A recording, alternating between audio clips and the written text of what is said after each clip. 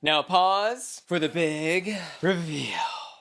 Hey y'all, it's me, Bustin' Bieber, and welcome back to Hot or Right. And the exciting news today is that the cast of Canada's Drag Race Season 6 has officially been revealed. So we're going to be going queen by queen to take a look at their Meet the Queen interviews, as well as their Eve 6000 circus-themed promo looks. First up, and in alphabetical order, we've got Dulce, who's 24 from London, Ontario, and is the first Mexican queen to be represented on Canada's Drag Race. Miss Dulce has a huge personality, came across great in her interview, and seems like she's gonna be doing well in things like comedy, maybe acting challenges. I was also excited to hear her talk about how she's gonna be infusing her looks and performances with elements of her Mexican heritage. It also highlights that she's not afraid to split, cartwheel, or roll when needed. Boo! Did I scare you? Well, you want to know something even scarier than me? How about not having any free cash to spend this holiday season? Well, thanks to the sponsor of today's video, Free Cash, that won't be a problem anymore. Free Cash is an online platform with a 4.8 Trustpilot score and over 200,000 reviews, where you can sign up for free and make money by playing games. It's easy. Sign up using my link below, then receive and complete offers. Like this one for Rise of Kingdoms that I've been playing non-stop, a strategy game where you can build up your empire and battle other players. And the best part is, this game has up to $261 of rewards you can earn just for playing. Free cash offers are easy to complete in your spare time while watching TV, standing in line at the grocery store, or right before your head hits the pillow. Complete your offers and cash out directly to your PayPal account. I withdrew $50 in rewards to my PayPal account in just minutes. Ready to turn your screen time into cash? Just click my link below or scan the QR code on screen. You'll even get a $5 bonus on your first offer just for using my special link. So click below and start earning today. Thanks Free Cash for sponsoring today's video. Concerning her look though, she here for this circus theme promo is going very on the nose with a ringleader kind of costume, which is a word I do often hesitate to use when describing drag looks, but because I think this theme kind of demanded costumey looks, I think it's safe to use that word here for this one. I think the shape and proportions of this outfit with that nice little train off the back and hat are really well done, and the visual effect of ringleader is absolutely accomplished. The one thing I didn't love was the red and yellow color palette, kind of giving me like hot dog with ketchup and mustard, or maybe like McDonald's logo. And while this look is pretty solid in a photo or from a distance,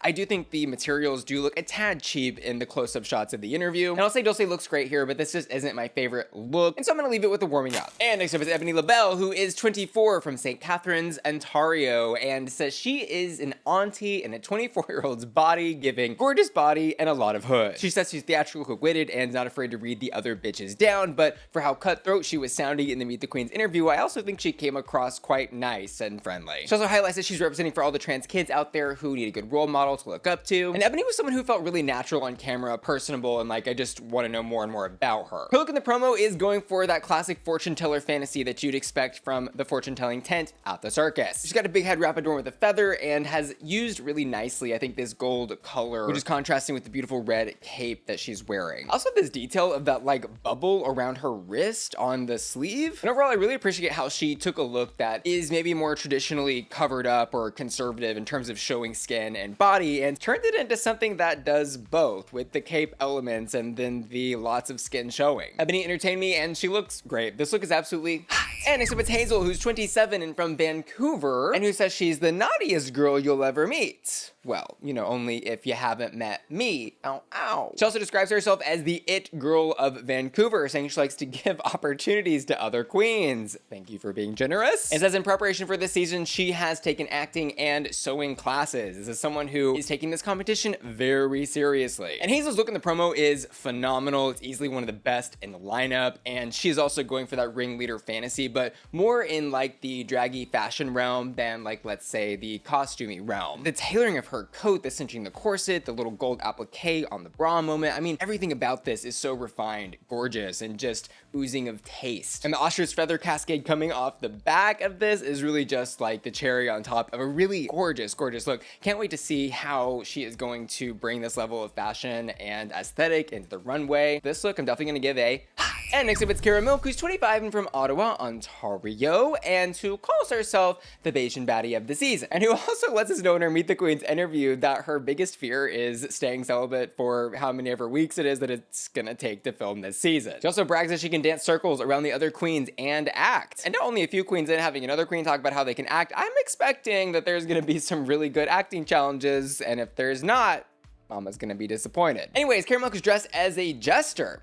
hardly know her. And has achieved a really interesting visual aesthetic with the shape of that, just her hat, shoulder pieces, almost looking like football shoulder pads, and then a really cool curled tassel on the bottom part of this dress. This look is so cool, and I don't know that I've ever seen anything quite like it. The way she's done that deeply saturated red and the soft pale gold, also really gorgeous in this look. And I mean, the shapes, the movement that she's achieved in this, really interesting. What's red, blue, and hot all over this look? And except it's Mya Foxx, who's 31, from Halifax, Nova Scotia, and is saying she wants to show that East Coast drag of Canada is fierce. She also says she's the first Eno queen on Canada's Drag Race and says she's excited to show how she integrates her Eno heritage into her drag looks. She's also one of the few queens who in her interview mentioned the beaver that they use as the twist to keep queens safe in Canada's Drag Race, which I didn't know if they were going to be bringing back, but I'm glad to have that confirmation now. And Mya's look is certainly interesting. She's got this big headpiece on, kind of looking like ears made out of gold jewelry and wiring, and it's still a shot of her look. I think it's interesting and cool, but in the video where she's talking, you can tell she's really like fighting the way it's sitting on her head and is having to keep her head like tilted up so it's not falling off. Wasn't really sure exactly what she was going for in this look though. It's a little all over the place aesthetically. We've got these crazy shoulder feathery moments with, you know, the wiry ears, and then a couple different colors of red she's used for like the cape and the bodice part of the dress. And there's a little adornments like on the skirt tail of this dress, which I think are pretty, but I really am just having trouble finding like where my eye is supposed to go on this look. It feels kind of messy. And so for those reasons, I'm gonna leave this look with a soft rod. And next up it's Paolo Perfección. And Miss Paolo gave one of the more interesting Meet the Queens interview. Her sense of humor, she even describes as the lights are on but no one is home. She kind of is making little funny noises, laughing at little silly things that she says. And I'm not sure I was following everything she was saying, but I was entertained by how she was saying it. But more than just being an intriguing personality, she also says that she makes all of her own drag. And so I'm guessing we'll see her shine in some design challenges, because the look here that she's made for this promo is absolutely incredible. It's this like soft yellow look that kind of evokes this clown fantasy mixed with this third eye concept that is just so unique and fresh. I love that star headpiece with the eye and how she's also integrated the eye like on her forehead and then on her neck, on the dress as well. And head to toe, this look is absolutely just gorgeous to look at. The shape that she's accomplished with the piling of tulle on the bottom, the hard bodice contrasted with the softness of the rest. I mean, it's just all so interesting. And I can't wait to see more of what she does. And my third eye is seeing a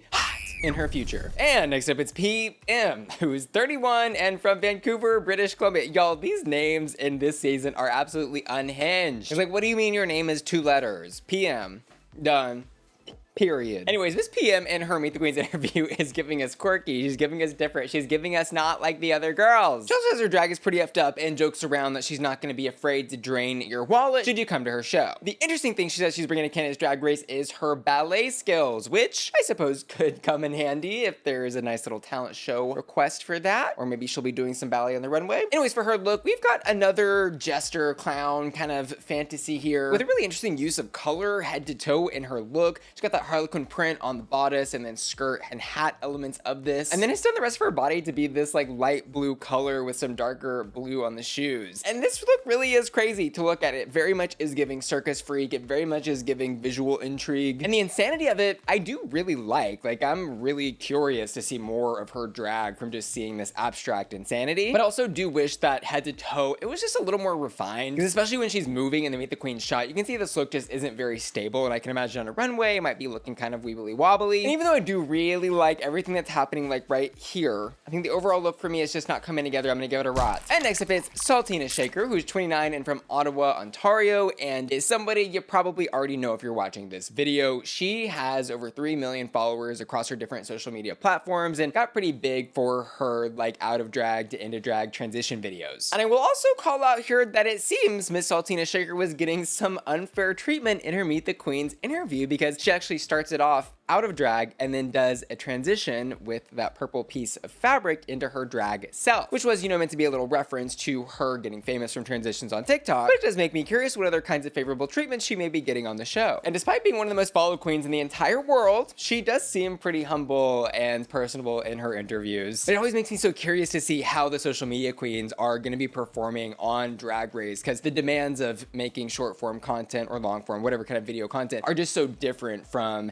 being asked to be on TV and to deal with all the things that they ask you for. Because that hasn't been something that even some of the most famous queens who've gone on the show have been able to do, like not to really call them out, but just to use them as an example. Sugar and Spice came onto the show with millions of TikTok followers, but ultimately didn't place that high in their season. But also, may I invite you quickly into Bussy Queen's Conspiracy Corner as I point out that Sugar, Spice, and now Saltina Shaker are all like condiments and bottles names and are all very famous on TikTok. So there's something going on there, not sure what it is. Somebody do the math and figure out what the tea is. And girl, while we're at it, let's get a few more flavors of spices in the cabinet so we can make a full meal. Anyways, Miss Saltina's look is really great. I think it's accessorized nicely. She looks really put together. Everything fits her like a glove. And I love how structured she was able to make this denim material look across the gloves, boots, and bodysuit. Plus, you know, the giant star feature behind her, kind of giving Vegas showgirl, is also really fun. She looks like an explosion of beauty and fashion. Her look is really great, if I think a little plain for the circus theme. You know, it might have been nice to see her do something other than just pretty and star and all that for this, but it's a solid look nonetheless, and I'm definitely gonna give it a high. And next up, it's Sami Landri, who's 26 and from Moncton, New Brunswick, who's apparently the first queen from New Brunswick, and is another queen who you may know if you are online following drag queens. I was actually really tickled to see her in this cast list because she's someone that's come across my desk, if you will, a few times, and is someone who I always find myself just like scrolling on her page looking at the insanity of her post, because she does this thing where she just adds a million AI filters to her drag posts,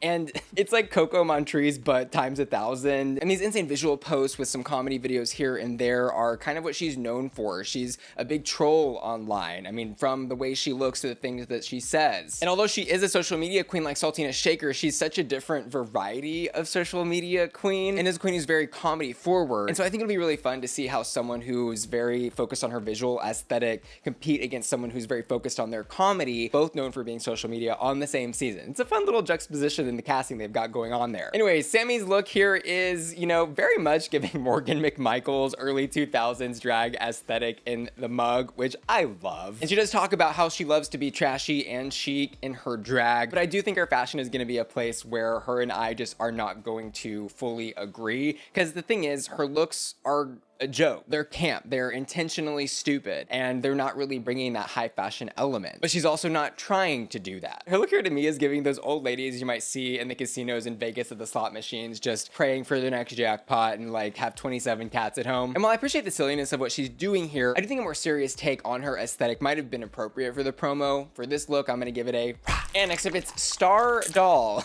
Who's 25 and from Toronto, Ontario. Again, these names are just so entertaining to me. Star Doll, who does, yes, share a last name with Suki Doll, who she is the drag daughter of. Ms. Star says she's excited to represent the Philippines and Scotland, and is gonna be serving against the 3 Ps, personality, polish, and the punani. I think was a third word she said. Honestly, I'm not sure though, because the sound mixing in this Meet the Queens video is absolutely insane. They had the music volume playing at like 10 times the volume of the Queen's actual interviews, and it was hard to understand some of what was going on in there. Anyways, Miss Star Doll's look is larger than life. She's got this headpiece and matching fans that have these ribbon tassels on them that are absolutely gorgeous. She is definitely giving like star of the circus show. I think this look is so interesting and pretty, and how she's done the reds, the yellows, and golds, and oranges, and all those little star elements I think are really well placed details throughout this look. And I can definitely see some Suki Doll elements of inspiration in this look. And I'm absolutely gonna give this look a hot, but what I'm curious to see is, does she have the same sewing skill kit that Suki does? To be determined. Next up, it's Van Goth, who says she's a cross between a burlesque dancer and a rock star, where in her aesthetic we see that very plainly placed in front of us with this kind of kiss makeup aesthetic right next to this very girly girl, light pastel colored harlequin print burlesque outfit. And Miss Van Goth talks about how she's been sewing since she was 16, which makes like the 3rd or 4th girl in this season who makes most of their looks, but also says she loves to fight and bring the drama, and brings up that beaver twist again, hinting that maybe she's gonna be ruffling some feathers in this season. At the toe, I think this look is awesome. The coloring, the pattern she used, the beading on the pattern, the giant cape and bustle. I mean, there are lots of really great elements here. I do think something is kind of wonky with the proportions though, because that dress, the way it starts right under her chest, is lengthening her body in a really awkward way to me. Like it's not quite clicking in my head exactly what's going on there, but I do still like it. It's weird, fun, and pretty. I'm gonna give this look a high. And last but not least, it's Velma Jones, who's 39, the oldest in this cast, and from Montreal, Quebec. And Miss Velma Jones is a curious queen. She's the first cis woman drag queen on Canada's Drag Race, and also, I believe, the first queen to have a drag king persona baked into part of her brand, which she teases that we'll even get to see on this season of Canada's Drag Race, and his name, by the way, is Johnny Jones. And Velma talks about how she thinks the other queens are going to be intimidated by her because she's an underdog, but wants to show everyone that no matter what gender you are, you can do drag because drag is for everyone. How much drag king versus drag queen we'll see on Canada's Drag Race from Miss Velma Jones, I don't know. If you dig in her Instagram, you do see she's like 50% drag queen presence and 50% drag king presence, so maybe 50-50. And I do view her being cast here with this drag king persona as kind of a soft test for Drag Race to see how fans will respond to drag kings, because there's been an open call for years now to get drag kings cast on the show because they're such an integral part of major drag scenes, but the main US season just doesn't really seem to want to do things like that. But Velma Jones casting here could do a lot for the kings out there, we'll see. Her drag queen look here though is okay. I wasn't really vibing with all the different globe accessories on this look, or seeing how the globes and the red dress translated back into circus, because at best I could kind of get she's giving curtain with this look, but performer in the circus, I don't know, not really. The thing that was really bothering me was the wig being absolutely ratted out, just sitting on her shoulder looking like a nest in the interview, which I think was due to those globe accessories getting tangled in the hair. And so, you know, she maybe could have paired this look with a better hair to not run into those issues. But here we are. I think she was maybe going for more of a Gaga inspired look, because in the head to toe we can see the heels are almost kind of McQueen with the way they're shaped. But this look just overall was a bit messy and didn't work for me. I'm gonna leave it with a As for my final thoughts on the Canada's Drag Race Season 6 cast announcements, this cast seems to be an incredible pool of talent with tons of seamstresses, designers, comedians, Instagram, social media people. I mean, there is a wide net cast here, and there's a lot of big personalities that I think are all going to be fighting for some spots here. And honestly, I was not unentertained by anyone. This Meet the Queens video, aside from the insane volume mixing with the music, was solid. And what also stood out to me as being really poignant in this promo was each queen feels so different and unique in their realm of drag. A general aesthetic, which I think will give us a really great season. As for my hottest hot in this promo set, I've got to give it to Hazel. Her look is clean, gorgeous, silhouette's right, definitely getting high fashion ringleader. And I also asked my patrons to vote on their hottest hots, and they've chosen Van Gogh. Of course, I'd love to know what y'all thought about these promo looks down in the comments below. And also just want to let you know that this season will be premiering on November 20th. If you want me to review this season, also let me know down in the comments below. Don't forget to check out today's video sponsor, Free Cash, by clicking my link below. Use my link below to sign up for Free Cash and start earning by playing mobile games today. Lastly, I want to give an extra special shout out to Fatty, Maddie, Mick, Fattyton, Felicia, Laura, Ashton, Matthew Burns, Will and Tanner, and JPR, who are all supporting me at my Bussy Queen collector tier over at patreon.com/BussyQueen. See you later. Love ya. Bye.